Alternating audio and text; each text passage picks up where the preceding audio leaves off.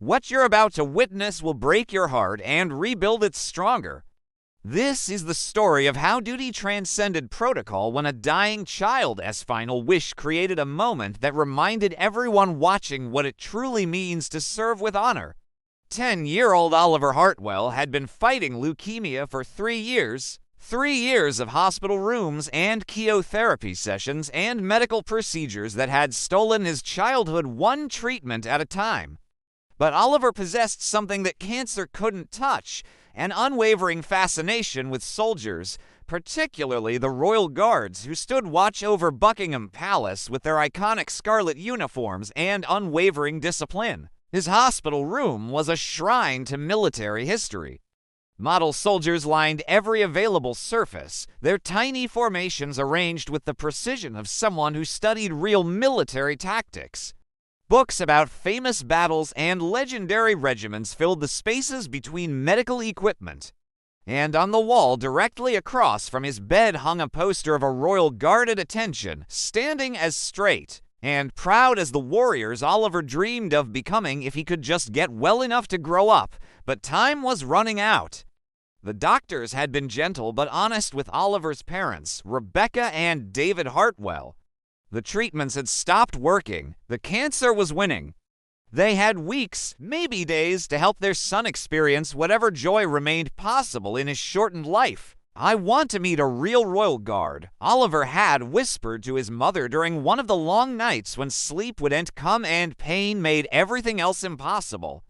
"I want to ask him what it feels like to be brave all the time." Rebecca had smiled through her tears and promised to try, though she had no idea how to arrange such a meeting. Hospital protocols, security concerns, the famous unwillingness of the Royal Guards to break their ceremonial silence. Every obstacle seemed insurmountable.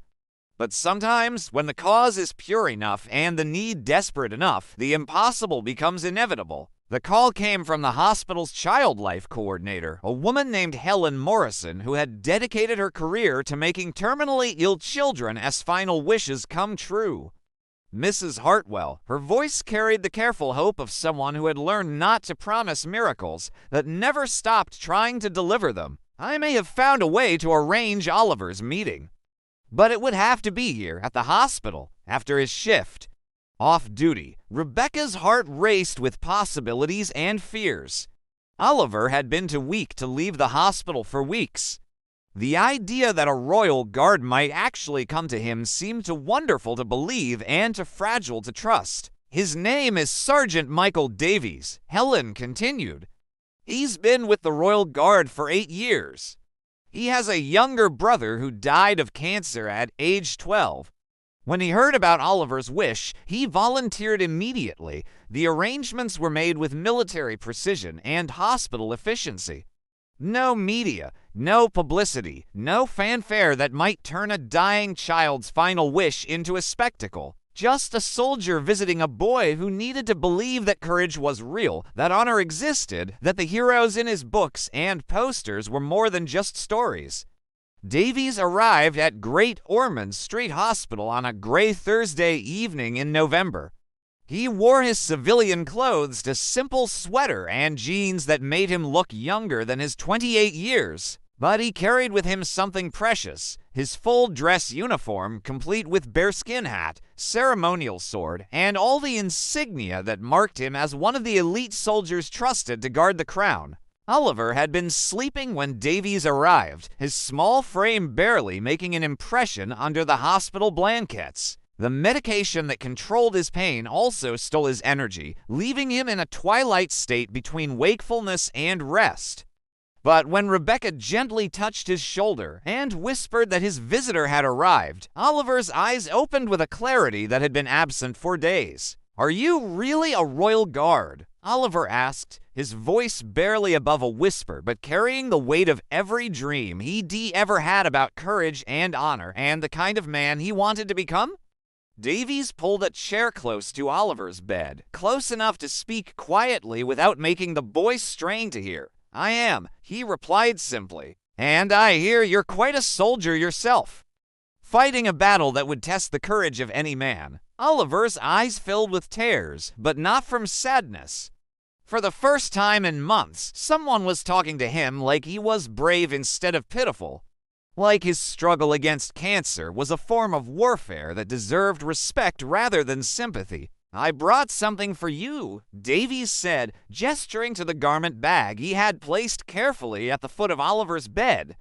"My dress uniform. I thought you might like to see what a royal guard really looks like when he's on duty." The transformation that followed was nothing short of magical. Davies excused himself to the bathroom and emerged wearing the full regalia of the royal guard. The scarlet tunic with its gleaming brass buttons, the dark blue trousers with their perfect creases, the white gloves that had been polished to perfection, and crowning it all, the 18-inch tall bearskin hat that transformed an ordinary man into a living symbol of British military tradition. Oliver's reaction was pure wonder. His eyes widened with the kind of awe usually reserved for witnessing miracles. Here, in his sterile hospital room surrounded by machines that kept him alive, stood a real-life guardian, a protector, a warrior who had stepped out of his dreams and into reality. "You look exactly like the poster," Oliver breathed, his voice carrying more energy than it had shown in weeks. "Exactly like the pictures in my books? Are you really as brave as you look?" Davies sat on the edge of Oliver's bed, the formal uniform somehow making his presence more rather than less intimate. "Can I tell you a secret?" he asked conspiratorially. "Sometimes I get scared too. Standing guard for hours, responsible for protecting important people, knowing that thousands of tourists are watching every move I make. Sometimes my hands shake inside these white gloves." Oliver nodded solemnly, understanding that he was being trusted with something important. "But you do it anyway." "I do it anyway," Davies confirmed. "Because courage isn't about not being scared. Courage is about being scared and doing your job anyway. Just like what you've been doing in this hospital room for 3 years, fighting when fighting is hard. Being brave when being brave hurts." The words hit Oliver with the force of revelation. No one had ever called his medical treatments acts of courage before. No one had ever suggested that enduring chemotherapy and surgery and all the painful procedures was a form of heroism. But here was a real soldier, a professional guardian, telling him that he was already demonstrating the kind of bravery that Davies himself aspired to. "Would you like to try on my hat?" Davies offered, carefully removing the bearskin cap that added so much to his imposing presence. Oliver's eyes went wide with disbelief. "Am I allowed? Won't I get in trouble?" "Special circumstances," Davies replied with a smile. "Besides, you've earned it. Any soldier who's fought as hard as you have deserves to wear the uniform." The bearskin hat was enormous on Oliver's small head, nearly covering his eyes and making him look like a child playing dress-up. But something extraordinary happened when Davies placed it carefully on the boy's head. Oliver's posture straightened, his chin lifted. His eyes took on the focused alertness that Davies recognized from his own mirror every morning when he prepared for duty. For just a moment, Oliver Hartwell wasn't a dying child in a hospital bed. He was a royal guard, standing watch over something precious, trusted with a responsibility that mattered. Rebecca Hartwell watched from the doorway, her hand pressed to her mouth to stifle the sob that threatened to escape. In 3 years of medical treatments and hospital visits, she had never seen her son look more alive than he did wearing that oversized bearskin hat, sitting up straighter than he had in weeks. Davies seemed to understand the profound nature of what was happening. This wasn't just a costume change or a photo opportunity. This was a dying child experiencing the closest thing to his dreams that reality could provide. The soldier adjusted Oliver's posture with gentle precision, showing him how to hold his shoulders, how to keep his chin level, how to focus his gaze with the intensity that ceremony demanded. "Now you look like a proper guardsman," Davies said with mock seriousness that made Oliver giggle, the first genuine laugh Rebecca had heard from her son in months. "But there's more to being a royal guard than just wearing the uniform. Would you like to learn some of our secrets?" Oliver nodded eagerly, his eyes bright with anticipation. For the next hour, Davies shared the hidden world of Royal Guard training. He explained how they learned to stand motionless for hours, how they dealt with difficult tourists, how they maintained their discipline even when everything around them was chaotic. But more importantly, he talked about why they chose to serve, about the honor of protecting something larger than themselves, about the satisfaction that came from doing difficult work with excellence, about the brotherhood that formed between soldiers who understood that duty was more important than comfort. The hardest part isn't standing still, Davies confided, his voice taking on the tone of one professional sharing secrets with another. The hardest part is staying strong when people are depending on you. When you know that other people are looking to you to be brave, even when you don't feel brave inside. Oliver absorbed every word with the intensity of someone who understood that this knowledge was precious, that he might not have another opportunity to learn these lessons from someone who lived them every day. "Is that why you came here tonight?" Oliver asked with the direct honesty that children possess. "Because you knew I was depending on you to be brave." The question hit Davies with unexpected force. Out of the mouths of babes came truth that adult conversation often danced around. Yes, that was exactly why he was here. Because a dying child needed to believe that courage was real, that heroes existed, that the battles he was fighting mattered to someone other than his family. "Yes," Davies replied simply, "that's exactly why I came. Because sometimes being brave means showing up for people who need to see what bravery looks like." Oliver considered this for a long moment, his small face serious beneath the enormous bearskin hat. Then, "We're the same," he said finally. "You show up brave for people who need protection. I show up brave for Mom and Dad who need me to keep fighting." The parallel was devastating in its accuracy. Both of them were performing courage for audiences who needed them to be strong. Both of them understood that personal fear was less important than the duty to protect others from that fear. Both of them had learned that real heroism was showing up consistently, day after day, regardless of how you felt inside. Davies reached into his jacket and withdrew something that made Oliver's breath catch in his throat. A pair of white parade gloves, identical to the ones Davies wore during ceremonial duties. "These are for you," Davies said, helping Oliver work his thin hands into the oversized gloves. "Every Royal Guard earns his first pair of whites. You've earned yours by fighting a battle that would test any soldier's courage." The gloves transformed Oliver's appearance even more dramatically than the hat had. His hospital gown disappeared beneath the formal white cotton. His foreline became invisible beneath the military precision of proper dress. For the first time since his diagnosis, Oliver looked not like a patient, but like what he truly was, a warrior. Rebecca moved closer to the bed, her camera phone capturing images that would become the most precious photographs in their family's collection. But more than documenting the moment, she was witnessing her son's transformation from victim to hero in his own story. "Mom, look," Oliver called out, his voice stronger than it had been in weeks. "I'm a real Royal Guard now. Davies says I've been fighting like a soldier all along. I just didn't know it." The joy in Oliver's voice was pure, untainted by the knowledge of his prognosis or the reality of his condition. In this moment, wearing Davies' uniform pieces, he had become exactly who he had always dreamed of being, but Davies wasn't finished. He stood up from the bed and moved to attention position beside Oliver's chair, his posture perfect, his bearing formal. "Guardsman Hartwell," he announced in his official ceremonial voice, "you have demonstrated exceptional courage under fire.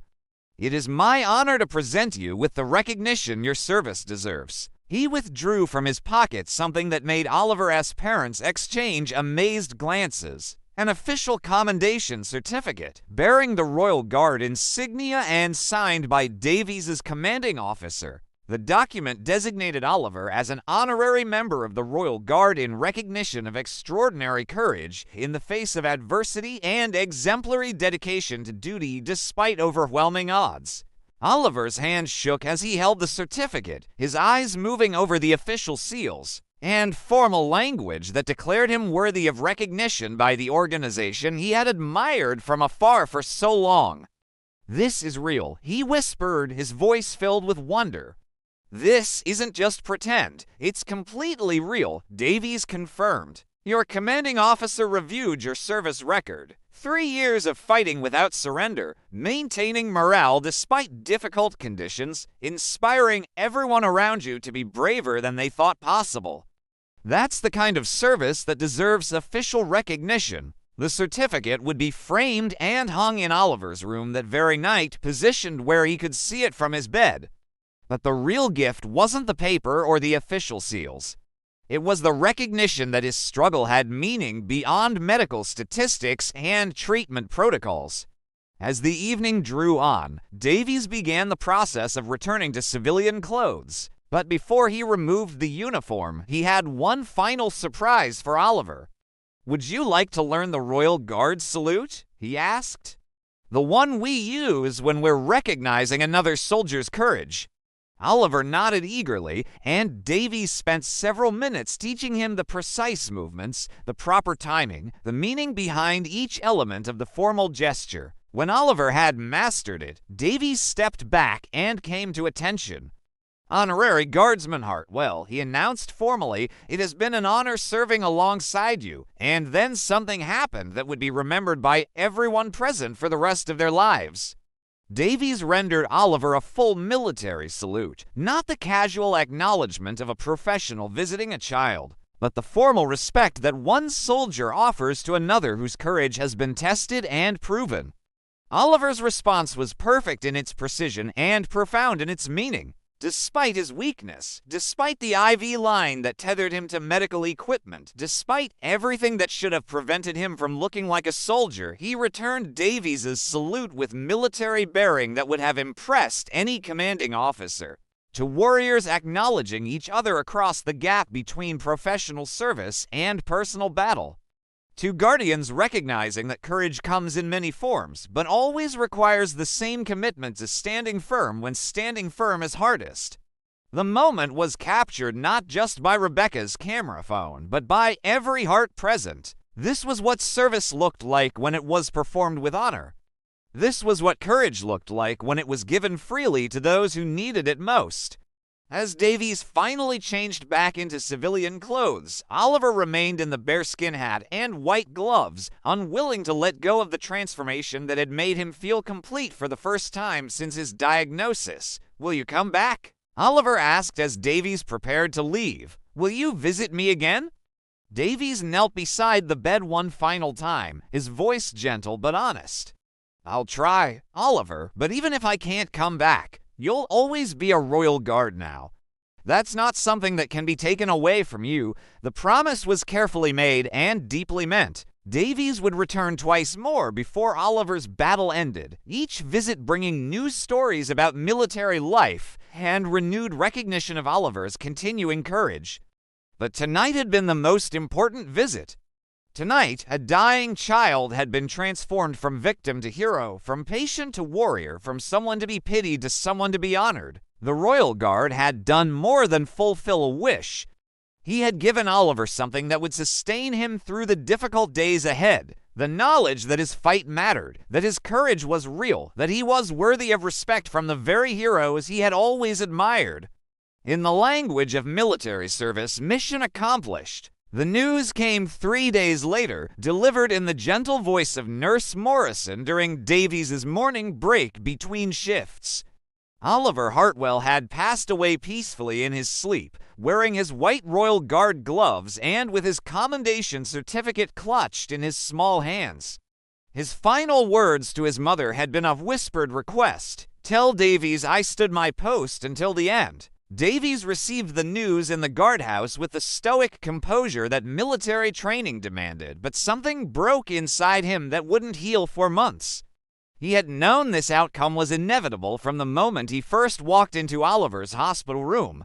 But knowing and feeling are different countries, and grief doesn't respect the boundaries of professional preparation. The funeral was private, attended only by family and the medical staff who had fought alongside Oliver during his 3-year battle.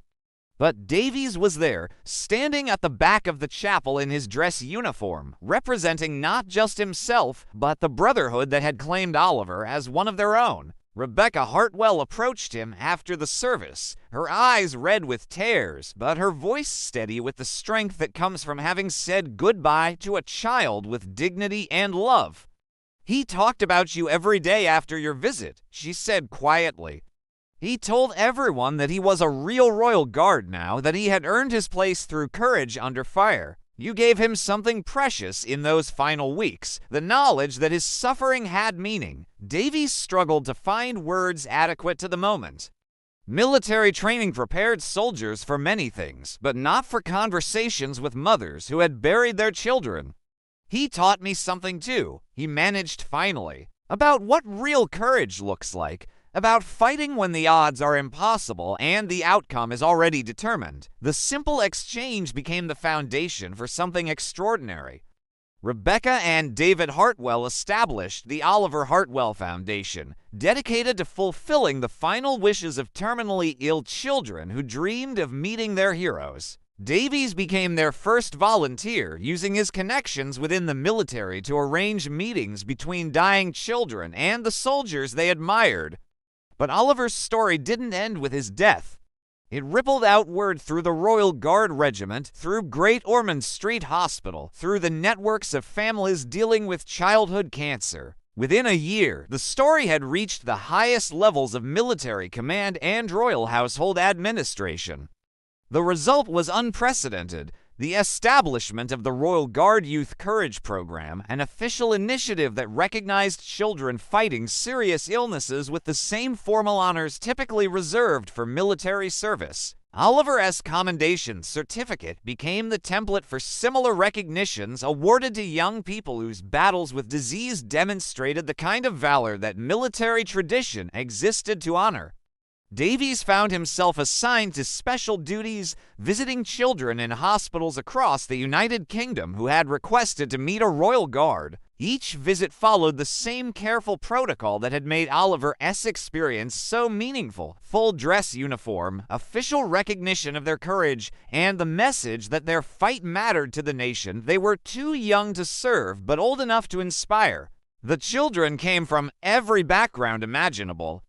Some, like Oliver, were military history enthusiasts who knew the names of famous regiments and could recite the details of historic battles.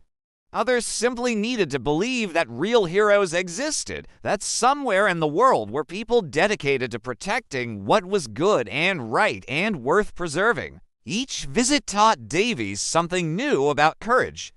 There was Emma, age 7, who faced her brain surgery with the same calm focus that Davies used during ceremonial duties. There was Marcus, 12 years old, who organized his hospital room like a military barracks and insisted on addressing Davies by proper rank throughout their entire conversation. Most memorable was Sarah, a 15-year-old with cystic fibrosis, who had written a letter to the Queen requesting that one of your guards visit her before her upcoming double lung transplant. Sarah didn't want to talk about being brave or fighting battles. She wanted to discuss duty, service, and what it meant to dedicate your life to protecting something larger than yourself. "I'll never be able to join the military," she told Davies during his visit, her voice matter of fact despite the oxygen tubes that helped her breathe. "But I want to understand what it feels like to serve something important. To know that your life has meaning beyond just existing." Davies spent 2 hours that day explaining the philosophy behind military service, the satisfaction that came from duty performed with excellence, the peace that came from knowing your life was spent protecting others. When he left, Sarah had enlisted in her own form of service, organizing letter-writing campaigns for hospitalized children and coordinating volunteer efforts that brought comfort to families dealing with serious illness. The Oliver Hartwell Foundation grew beyond anyone's expectations, fulfilling hundreds of final wishes and creating connections between dying children and the heroes they needed to meet.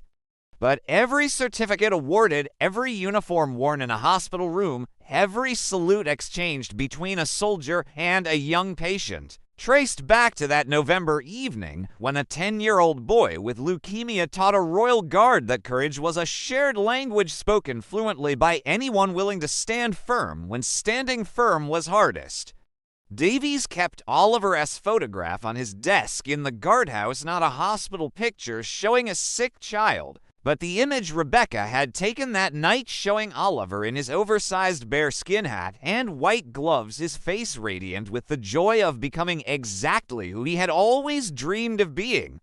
5 years after Oliver's death, Davies received a letter that would change his understanding of service once again. It came from a young man named James Morrison, a recent graduate of the Royal Military Academy Sandhurst, about to begin his service as a second lieutenant in the Welsh Guards. "You probably don't remember me," the letter began, "but you visited me in hospital when I was 8 years old and fighting bone cancer. You gave me a pair of white gloves and told me I had earned them through courage under fire. Those gloves have been on my desk through every difficult moment since then, reminding me that I had already proven I could be brave when being brave mattered most." The letter continued for 3 pages, detailing how that single hospital visit had shaped a young boy's understanding of service, duty, and what it meant to dedicate your life to protecting others. How the recognition of his childhood courage had given him the confidence to pursue military service despite the physical limitations left by his cancer treatment. How Oliver's story, shared during Davies's visit, had inspired him to see his own suffering as a form of training for future service. "I wanted you to know," James wrote in conclusion, "that the courage you helped me recognize in myself as a sick child has grown into a career dedicated to protecting others. The Royal Guard who visited a scared 8-year-old is partially responsible for the officer I've become. Thank you for teaching me that heroism isn't about being fearless. It's about being afraid and serving anyway." Davies read the letter 3 times, then carefully filed it next to Oliver's photograph. This was the true measure of service, not the ceremonies or the recognition or the formal honors, but the way courage shared freely created more courage in the world. Oliver Hartwell had lived only 10 years, but his impact would echo through generations. Every child who received recognition through the program that bore his name carried forward his example of grace under pressure. Every soldier who participated in hospital visits learned Oliver's lesson about the many forms that bravery could take. Every family touched by the Foundation's work received the gift that Oliver had given to everyone who knew his story, proof that suffering with dignity was its own form of heroism. The Royal Guard continued their ancient duty of protecting the crown, standing watch over palaces and ceremonies with the same unwavering discipline that had defined their service for centuries. But now they carried an additional responsibility, serving as living reminders to dying children that courage was real, heroes existed, and every battle fought with honor mattered regardless of its outcome. In hospital rooms across the United Kingdom, children fighting impossible odds wore white parade gloves and held official commendations recognizing their valor. They learned the Royal Guard salute and stood as straight as their conditions allowed, transformed from patients into warriors by the simple recognition of courage they had been demonstrating all along.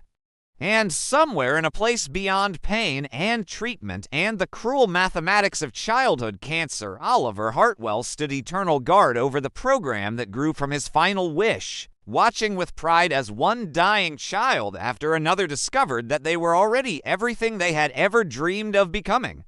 The boy who had wanted to meet a hero had become one himself, teaching everyone who knew his story that the greatest service we can perform is helping others recognize the courage they already possess. His post would never end. His watch would never be relieved. His example would continue inspiring acts of service long after the last person who remembered his name had joined him in whatever realm guards the Guardians. The Royal Guard had taught him about duty. In return, he had taught them about grace. It was a fair exchange that enriched both sides and reminded everyone watching that true honor flows in every direction when hearts are brave enough to remain open to its passage. Mission eternal, service endless, courage shared freely until every battle is won and every Guardian finds their way safely home.